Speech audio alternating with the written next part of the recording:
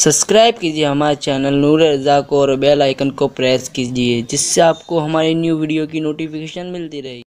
آج کل مردوں کی فکر یہ ہے بیوی کا مطلب پیر کی جوتی، بیوی کا مطلب گھر کی کنیز، بیوی کا مطلب استعمال کی چیز، بلکہ اب تو حال یہ ہو گیا ہے میرے پیارے آقا علیہ السلام کے پیارے دیوانوں، لوگ اپنی عورتوں کو مارتے ہیں، لوگ اپنی عورتوں پہ ظلم کرتے ہیں۔ میرے آقا صلی اللہ علیہ وسلم کے غلاموں، آقا کریم صلی اللہ علیہ وسلم کس کو بہتر فرما رہے ہیں؟ اگر آپ کثرت سے تسبیح پڑھتے ہیں، اگر آپ کثرت سے نمازیں پڑھتے ہیں، اگر آپ کثرت سے تلاوت کرتے ہیں، اگر آپ کثرت کے ساتھ نیک اعمال کرتے ہیں لیکن بیوی کے ساتھ آپ اچھا سلوک نہیں کرتے تو اللہ کے رسول کی نگاہ میں آپ وہ مقام نہیں پا سکتے، کیونکہ میرے آقا فرماتے ہیں تم میں سب سے اچھا وہ ہے جو اپنے گھر والوں کے ساتھ اچھا ہے، یعنی تم میں سب سے بہترین انسان وہ ہے جو اپنی بیوی کے ساتھ اچھا رہے، جو اپنی بیوی کے ساتھ اس پہ سلوک کرے۔ اور آقا فرماتے ہیں میں تم سب میں اچھا ہوں اس لیے کہ میں اپنے گھر والوں کے ساتھ تم سب سے اچھا رہتا ہوں۔ میرے پیارے آقا علیہ السلام کے پیارے دیوانوں، اور آپ کو بتاؤں اگر کسی کی 2 بیویاں ہوں تو وہ اتنے اچھے انداز سے نہیں نبھا پاتا، اگر کسی کی 3 ہوں تو اتنے اچھے انداز سے وہ ٹائم نہیں دے پاتا، آج کا دور ہے۔ مگر یہ میرے سرکار کا معجزہ ہے، حضور علیہ السلام کی 11 بیویاں تھی اور باختلاف روایات 15 بیویاں تھی۔ اختلاف میں الجھانا نہیں چاہتا، محققین کی تحقیق میں الجھانا نہیں چاہتا، 11 پر تو پوری امت کا اتفاق ہے۔ اللہ کے رسول کی 11 بیویاں تھی، بڑی تکلیف ہے لوگوں کو حضور کی بیویوں کی کثرت دیکھ کر، لیکن حضور کا معجزہ یہ ہے اگر 2 بیویاں ہو جائے تو 2 بیویاں والا 3 بیویاں ہو جائے تو انسان کی وہ بیویاں اس سے لڑتی ہے، تو نے میرا حق ادا نہیں کیا، تو نے میرا حق چھین لیا۔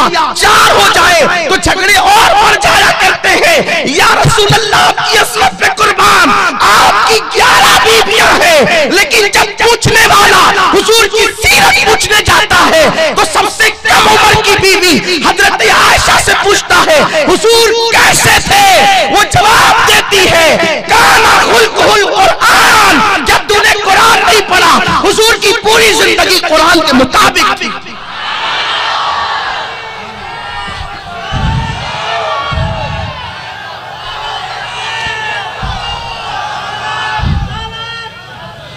زنا کی اڈوں کو ابرال کیا جانے کہ بیویوں کی محبتوں کا انداز کیا ہوتا ہے۔ کسی کی ایک بیوی مر جائے اور وہ دوسری کر لے تو وہ دوسری کے حسن کو دیکھ کر پہلی مرحوم بیوی کو، فوت شدہ بیوی کو بھول جاتا ہے۔ حضور علیہ السلام کی 11 بیویاں تھی اور ایک ساتھ 9 جمع ہوئی تھی، ان 9 کی موجودگی میں بھی اللہ کے رسول نے اپنی پہلی بیوی کو کبھی فراموش نہیں کیا۔ اسلام کتنا حسین مذہب ہے، عورت کے حوالے سے، حقوق نسواں کے حوالے سے، بیوی کے حق کے حوالے سے اسلام کتنی پیاری تعلیم دیتا ہے۔ اللہ کے رسول نے فرمایا اگر تمہاری عورتیں فوت ہو جائے تو ان کا بھی تم پر حق ہے، بعد وصال بھی حق ہے۔ آقا فرماتے جو بیوی انتقال کر جائے وہ بیوی کے رشتہ داروں کے ساتھ اس نے سلوک کرو۔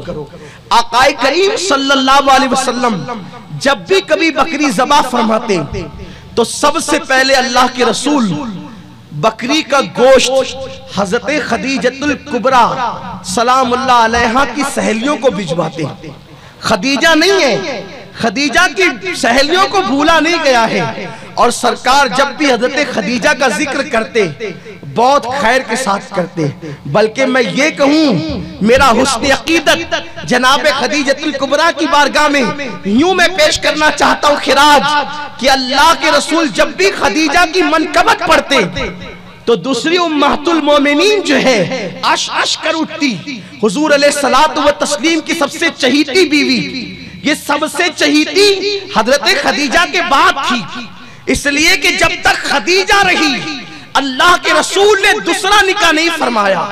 حضور علیہ السلام اتنا پیار کرتے تھے جناب خدیجہ سے، تو خدیجہ الکبریٰ کا ذکر اللہ کے حبیب نے جب بھی کیا، ایک دن سیدہ عائشہ کو غیرت آ گئی اور عرض کرنے لگی یا رسول اللہ اللہ نے آپ کو اس کے بعد کتنی خوبصورت اور اتنی بہتر بیویاں عطا فرمائی ہے، اور آپ اس سرخ گالوں والی بڑھیا کا ذکر بار بار فرماتے ہیں۔ اللہ کے رسول نے اتنا سننے کے بعد سرکار ابد قرار کو جلال آ گیا۔ وہ لوگ کیا جانے بیویوں کی قدر جو اپنی عورتوں کو ٹیشو سمجھتے ہیں، جو اپنی عورتوں کو استعمال کر کے پھینکنے کا درجہ دیتے ہیں۔ یہ اسلام کی تعلیم ہے۔ ہمارے رسول نے فوت ہونے والی اپنی بیوی کو بھی فراموش نہیں کیا، اور ان کے فوت ہونے کے بعد سب سے چہیتی بیوی جناب عائشہ کہتی ہے اس سرخ گالوں والی بڑھیا کا ذکر آپ کرتے ہیں جبکہ اس سے بہتر عورتیں آپ کے پاس موجود ہیں۔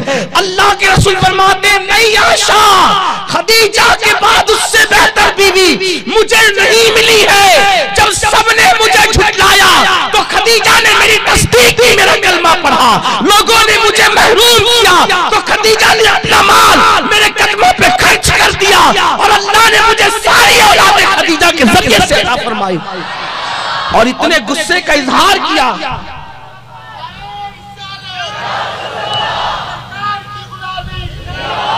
اتنے جلال کا اظہار کیا۔ اما جان عائشہ صدیقہ کہتی ہے غصے سے حضور علیہ السلام کا چہرہ جو ہے وہ سرخ ہو گیا۔ مجھے ڈر لگنے لگا کہیں ایسا تو نہیں کہ کہیں اللہ کے حبیب علیہ السلام کی اوپر میری مذمت میں کوئی آیت نہ نازل ہو جائے، کوئی وحی نہ آ جائے۔ تو میں دعا کرنے لگی اللہ تیرے محبوب کے جلال کو ٹھنڈا کر دے، آج کے بعد میں خدیجہ کے لیے کبھی ایسے جملے نہیں کہوں گی۔ آپ مجھے بتائیں اللہ کے رسول اپنی بیویوں کے حوالے سے اتنے غیرت مند ہیں اور کس قدر ان سے محبت کرتے ہیں۔ بخاری شریف کی حدیث پاک کا مفہوم ہے، ام المومنین اما جان عائشہ صدیقہ سلام اللہ علیہا فرماتی ہیں 11 عورتیں ایک ساتھ جمع ہوئی، اور جمع ہونے کے بعد ان عورتوں نے اپنے اپنے شوہروں کی داستان شروع کی۔ میرا شوہر تو ایسا ہے، ایسے سے مراد اچھا۔ آج کی ہے 11 عورتیں جمع ہوئی اور سب نے اپنے اپنے شوہر کی تعریف کی۔ اس میں سے ایک عورت تھی جس کا نام ام زرعہ تھا۔ ام زرعہ کہتی ہے کہ میرے شوہر ابو زرعہ کا حال یہ ہے کہ میں غریب تھی اور میں دبلی پتلی تھی، میں فاقہ کش تھی، لیکن ابو زرعہ نے میرے ساتھ نکاح کیا، اور نکاح کرنے کے بعد مجھے اس طرح خوش رکھا، اتنا خوش رکھا کہ میں پتلی دبلی ہونے کی وجہ سے جب نکاح میں آئی تو اتنا کھلایا کہ چربی کی وجہ سے میرے بازو مضبوط ہو گئے، اور میں پائی کو تنگ تھی، مجھے گھوڑوں سے مالا مال کر دیا کہ میرے پاس گھوڑے آ گئے، مجھے اونٹوں سے مالا مال کر دیا، میرے پاس اونٹ آ گئے۔ حتیٰ کہ میرے شوہر ابو زرعہ کا حال یہ ہے اس نے کبھی اف تک نہیں کہا، میں لڑتی اور میں زگ بک بک کرتی تو بھی مسکرا کے سن لیتے، لیکن کبھی مجھ سے ناراض نہیں ہوتے، کبھی مجھے ڈانٹتے نہیں، میں ناراض ہوتی وہ مجھے منا لیتے، وہ کبھی مجھ سے ناراض نہیں ہوتے۔ اس طریقے کی بات کرتی رہی اما عائشہ صدیقہ، اور حضور علیہ السلام سے بیان کر رہی تھی یا رسول اللہ ام زرعہ نے ابو زرعہ کی اتنی تعریف کی، سرکار نے مسکرا کے کہا کہ میں اپنی بیویوں کے حق میں ایسے ہی ہوں جیسے ابو زرعہ اپنی بیوی کے حق میں تھے۔ میرے پیارے آقا علیہ السلام کے پیارے دیوانوں، حضور علیہ السلام نے بیوی کو مارنے والے کے لیے لعنت فرمائی ہے، دعائے ضرر فرمائی ہے۔ وہ رسول جس نے احد میں تیر برسانے والے کے لیے دعائے ضرر نہیں کی، وہ رسول جس نے دندان شہید کرنے والوں کے لیے دعائے ضرر نہیں کی، ہلاکت کی دعا نہیں کی، مگر وہ رسول جن کو بتایا گیا کہ یا رسول اللہ فلاں نے اپنی بیوی کو مارا، تو آقا فرماتے ہیں اللہ جس نے اپنی بیوی کو مارا اس کو ہلاک کر دے۔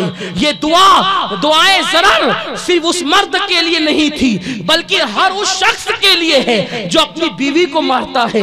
لوگ عورتوں کو مارتے ہیں، لوگ بیویوں پہ ظلم کرتے ہیں، سالن میں نمک زیادہ ہو جائے تو اپنی بیوی کو مارتے ہیں، اگر اللہ اکبر چاول پتلے ہو जाए तो बीवी को मारते हैं, खाने के अंदर कोई कमी ज्यादती हो जाए तो बीवी को मारते हैं। बीवी को मारने वालों, अल्लाह के रसूल ने तुम्हारे लिए दुआए ज़रर फरमाई है। औरतें मारने की चीज नहीं है, बल्कि वो बाईं पिछली से पैदा हुई है, दिल के करीब की पिछली से पैदा हुई है, और वो दिल में रखने की चीज है, मोहब्बत करने की चीज है, प्यार करने की चीज है। अगर बीवी जवान हो तो भी मोहब्बत की जाएगी, वो बूढ़ी हो जाए तो भी जाएगी, वो मर जाए तो भी मोहब्बत की जाएगी।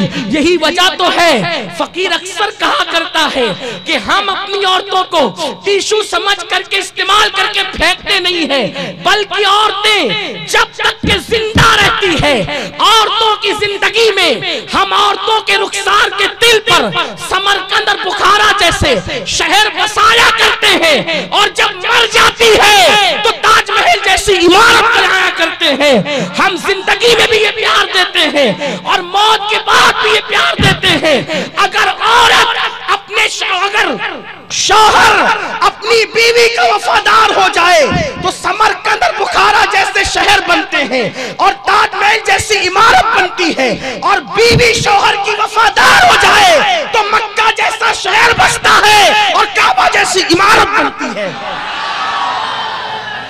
क्या हसीन इम्तिज़ाज, क्या अंदाज़, अल्लाहु अकबर।